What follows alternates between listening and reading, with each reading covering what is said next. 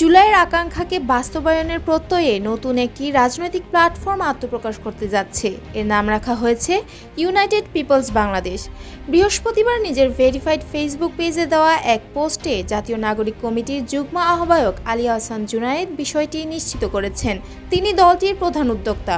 ওই পোস্টে তিনি লিখেন, জুলাইয়ের আকাঙ্ক্ষা বলতে আমরা সুনির্দিষ্টভাবে কিছু লক্ষ্যমাত্রা নির্ধারণ করেছি, যেটি বাস্তবায়নের লক্ষ্যে বাংলাদেশের আপামর ছাত্র জনতাকে সঙ্গে নিয়ে প্ল্যাটফর্মটি এগিয়ে যাবে।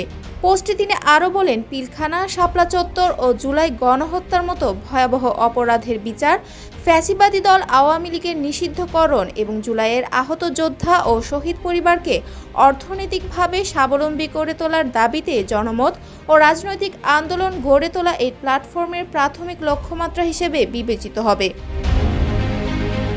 যমুনা ইলেকট্রনিক্স ঈদে ডাবল খুশি অফার সিজন 3, যে কোনো পণ্য কিনলেই পাচ্ছেন নিশ্চিত ঈদ উপহার। জুনায়েদ আরও বলেন, রাজনীতিতে পেশি শক্তির দাপট, দুর্নীতি ও দুর্বৃত্তায়নের রাজনৈতিক অর্থনৈতিক যে বৃত্ত দীর্ঘমেয়াদে আমরা তা উপড়ে ফেলতে চাই।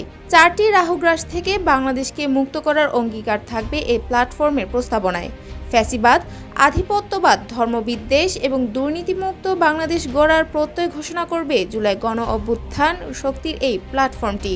বাংলাদেশের মানুষের অর্থনৈতিক আজাদী এবং বৈষম্যহীন সমৃদ্ধ বাংলাদেশ গড়ে তোলার প্রস্তাবনাও থাকতে যাচ্ছে এই দলটিতে।